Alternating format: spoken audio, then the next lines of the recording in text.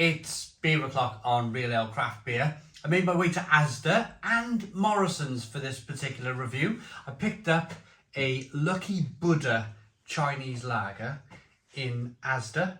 It was £2.30 a bottle. Brewed and bottled in China.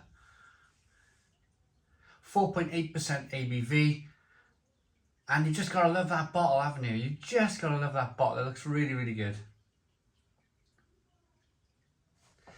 So there's the bottle, here's the bottle cap.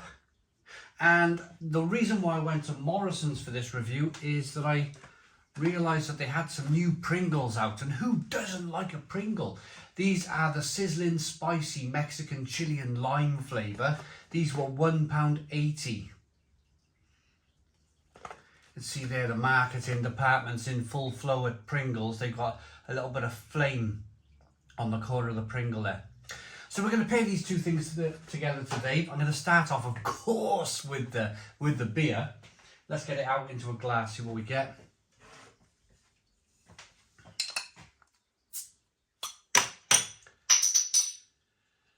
A little bit of smoke on the bottle opening. No widget on this glass. If you're looking for a widget on the glass, there's a widget on that glass there. It's just a bit of etching. It just helps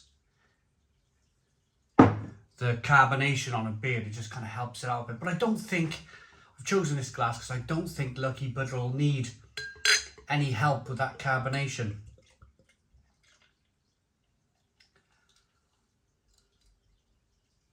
Yeah, look at that.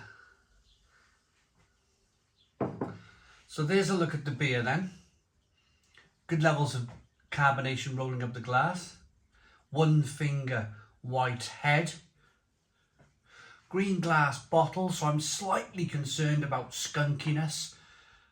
That's light strike where the hops get affected. They become less kind of lemony and spicy and peppery and stinging and nettle-like, and they become more like, well, a skunky cigarette, as we should say. And they go off basically. It's the sunlight, it's the UV light from the sun, or it's the UV light on supermarket shelves. It affects clear and green glass bottle. I always prefer to get my beer, when I purchase a beer, to purchase it in a brown bottle. It stops a lot of that strike. So aroma then, is there any light strike? It smells very nice actually. Light, lemony, straw, wafer-like malts coming through. Peppery, spicy, stinging nettle-like. They probably based this on a German lager, a German recipe. Let's dive in. Cheers, everybody.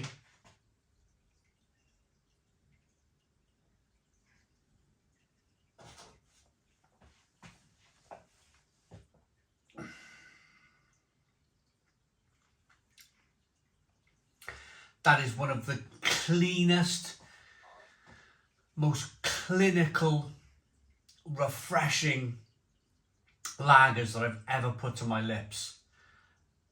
It's got a lovely sweetness coming from the malt. Really quite nice actually. A nice wafer-like flavour, wafer-like sweetness coming through. Little bit of bitterness on the back end. But that is incredibly drinkable beer.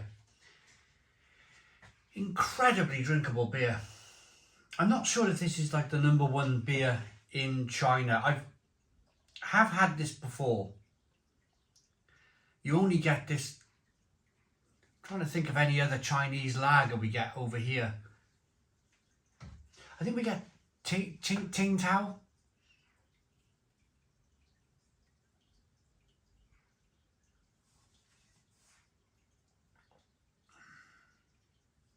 But wow, that is super crisp, clean, refreshing.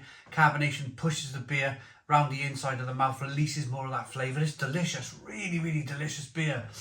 In terms of kind of just how refreshing it is, it's the middle of summer here. We wake up in the mornings here now and it's like, it feels like the Mediterranean. Something's changed in the UK over the last I'd say 4 years. Our summers have been very long, very dry. Certainly in the south. I'm based in South Wales. And what I found with these long summers is that as much as I want to drink IPA, as much as I want to drink pale ales, I find during these hot months, I always now lean, certainly the last 4 years, I'm leaning towards lager. I'm leaning towards drinking a lovely, clean, crisp, refreshing lager. Don't get me wrong, if you're followers of the channel and you see me here in the middle of winter with a bobble hat on and a coat and I'm like absolutely freezing out here, probably the last thing I want then is a freezing cold lager. You'll probably see lots of stouts and porters and IPAs that time of year. But I'm just explaining why there's been so many lagers on the channel as of late. It's just because they're so deliciously refreshing. And this is a good one. This is a good one.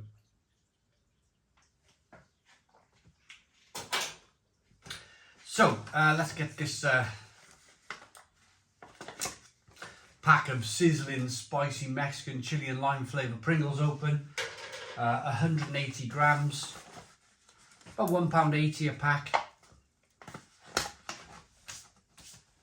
Ooh, I felt something crawling up my leg then. Like a fly or something. There's a look at them.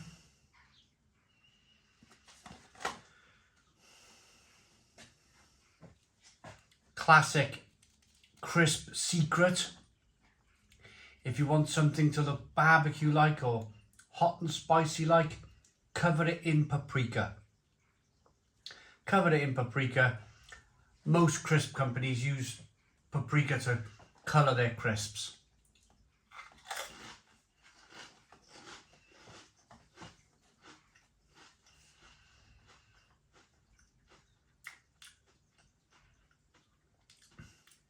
Oh, they're interesting. Really interesting, really quite nice actually.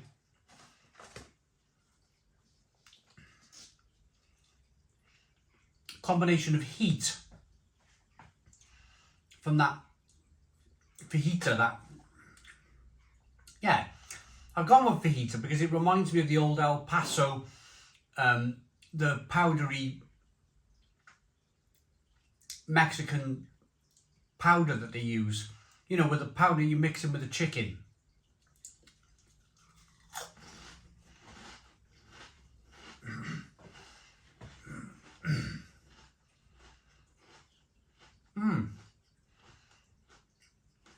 But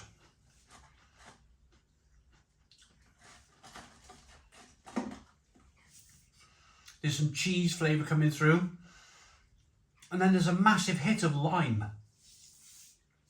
Balanced, I would say chili here, lime here. It's very nice crisp. Goes really well with a lager. Really well with a lager. Nothing better for me than a pack of potato chips or a pack of crisps, pack of snacks, good bag of nuts, and a nice beer. My favourite pastime. They're worth a go. They're not boring at all. They are worth a go. And another little secret, they're actually made by Kellogg's in the UK. So you can have cornflakes in the morning from Kellogg's and you can have Pringles in the afternoon with your beer from the same company.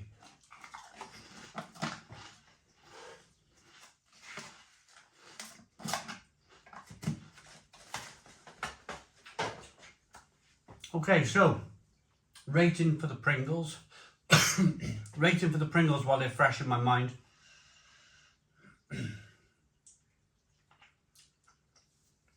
Nice heat, nice burn, nice lime, nice bit of cheese flavour coming through, paprika.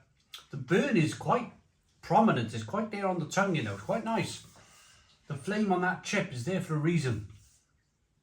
I like them Pringles, they're really good, they're an 8 out of 10. 8 out of 10 from Real Ale Craft Beer. And it goes really well with a lager. That lager is really good quality, really refreshing and drinkable. I like that a lot. That's a 9 out of 10. 9 out of 10 for Lucky Buddha Lager. I hope you liked the video. Please put your comments in the comments box, subscribe to our daily beer and food reviews, give us a big fat thumbs up. Boom, cheers.